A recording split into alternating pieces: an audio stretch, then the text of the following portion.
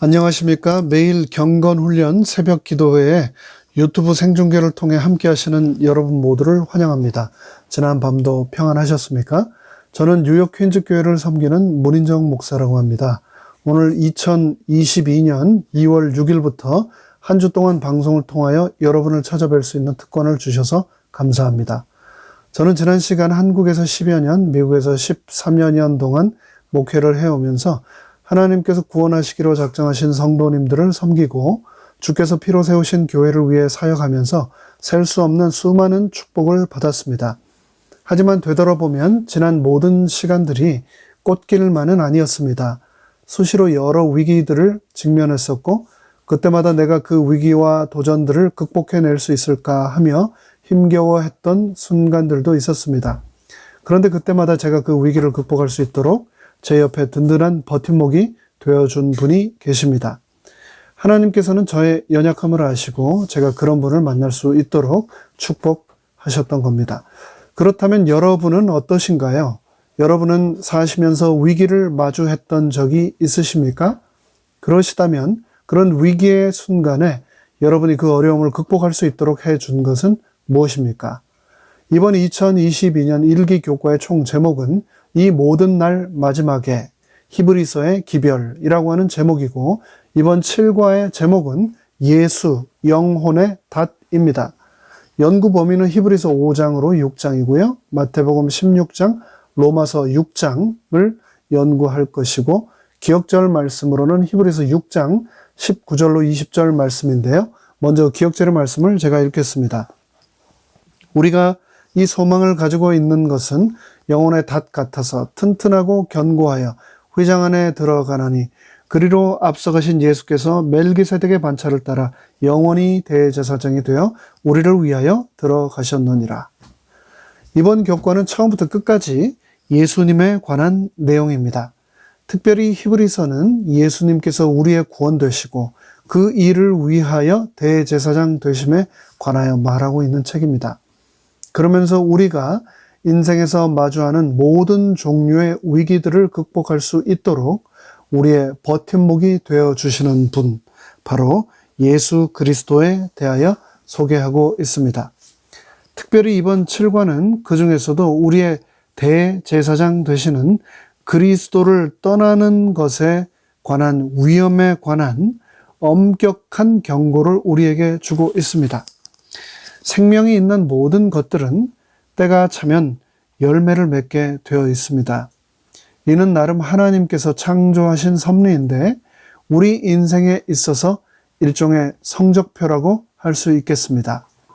바라기는 갈라디아서 5장에서 말씀한 것처럼 우리 모두의 삶이 성령의 열매가 풍성히 맺히는 그런 삶이기를 바랍니다만 때로는 원치 않게 죄의 열매, 사탄의 열매들이 우리 인생에 맺히는 경우도 있습니다. 그렇다면 그런 죄의 열매, 사탄의 열매, 육체의 열매에는 어떤 것들이 있을까요? 성경은 말하기를 음행, 우상숭배, 분쟁과 시기, 분냄, 당 짓는 것, 분열, 그리고 투기와 같은 것들이 있다고 말합니다. 그런데 오늘의 본문 히브리서에서는 특별히 자기 연민이라는 죄에 대하여 언급하고 있습니다. 자기 연민이 왜 육체의 열매이며 죄의 열매인가?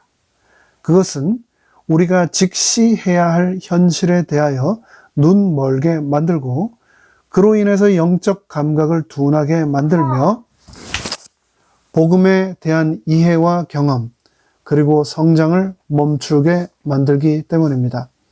결국 이런 것들은 우리로 하여금 하나님으로부터 멀어지게 만듭니다. 그래서 자기 연민은 아주 위험한 죄의 열매입니다. 그런데 저를 포함한 우리 모두는 이 죄악으로부터 결코 안전하지 않습니다. 누구든지 자기 연민에 빠지고 또 누구든지 자기 합리화에 빠질 수 있습니다. 이에 대하여 히브리서의 저자는 우리에게 경고와 동시에 격려를 번갈아 가면서 오직 예수님만이 우리의 영혼의 닻이 되심을 강조하고 있습니다.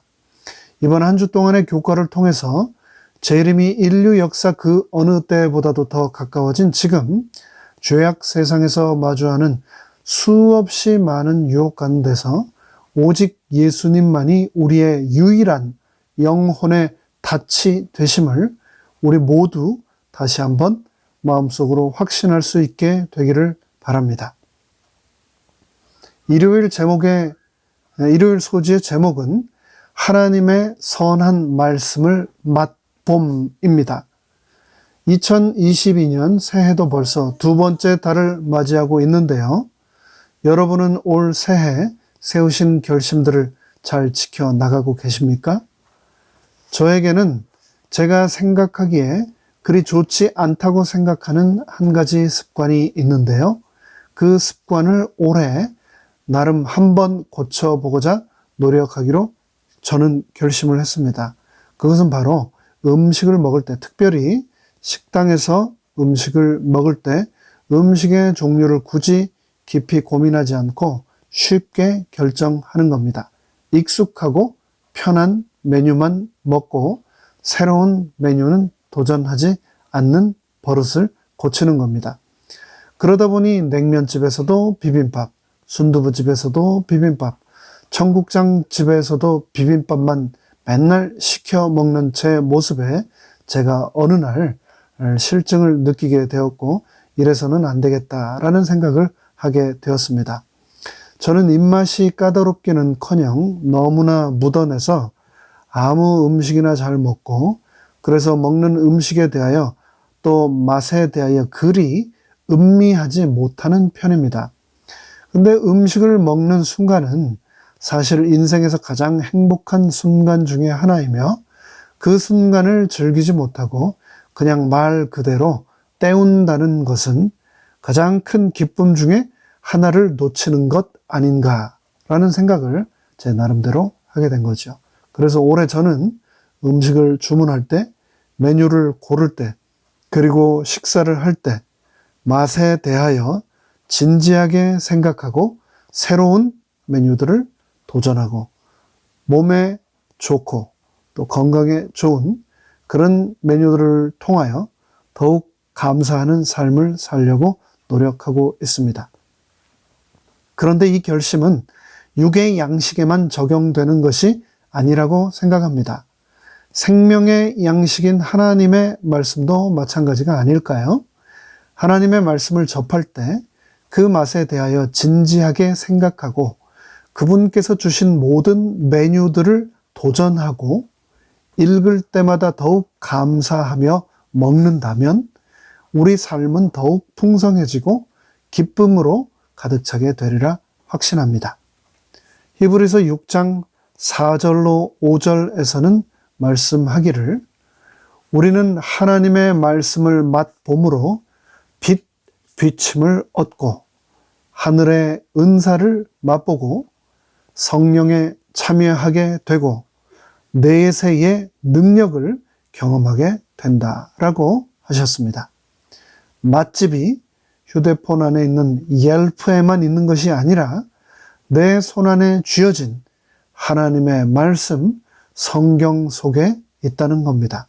하나님의 선한 말씀을 맛본다는 것을 베드로전서 2장에서는 복음의 진리를 개인적으로 경험하는 것이라고 부연합니다. 나로 하여금 구원에 이르도록 하시는 보배로운 산돌 되시는 예수님의 인자하심을 맛보라고 베드로는 우리에게 강권합니다. 육의 양식의 맛을 깨닫고 음미하며 기쁜 마음으로 잘 섭취하면 몸이 회복되고 건강해지지요. 그런데 영의 양식도 마찬가지입니다. 그 맛을 깨닫게 될 때 우리 몸의 변화뿐 아니라 내세의 능력, 즉 영생과 같은 기적들이 우리에게 일어날 것이라고 성경은 말하며 지금부터 우리는 그 영생의 맛을 바로 이곳, 이 땅, 이 생에서부터 맛보아야 한다라고 호소하고 있습니다. 3600년 전 이스라엘 백성들은 광야에서 하나님께서 그들을 애굽에서 구원해 내실 때 행하셨던 기사와 표적을 통해서 내세의 능력을 그들은 맛보았습니다. 하지만 그럼에도 불구하고 그들은 자기 연민이라는 죄에 빠져 인생의 닷 되시는 예수님을 놓쳐버리고 말았습니다. 우리도 그렇습니다. 우리가 받은 축복에 대하여 무관심하고 부주의하며 깨어 기도하지 않는다면 사탄은 내 영혼에도 침투해 들어와 자기 멋대로 나의 생애를 주관하려고 할 것입니다. 오늘 하루와 다가오는 한 주 동안 내 삶을 통하여 임하시는 하나님의 말씀의 진미에 흠뻑 취하여 지내는 우리 모두가 되기를 간절히 바라면서 교과 해설을 마칩니다.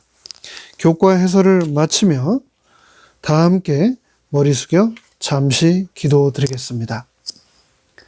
하늘에 계신 저희들의 아버지 하나님, 우리에게 새 날의 생명과 또 새로운 한 주의 삶이라고 하는 소중한 생명의 선물을 주셔서 너무나 감사드립니다.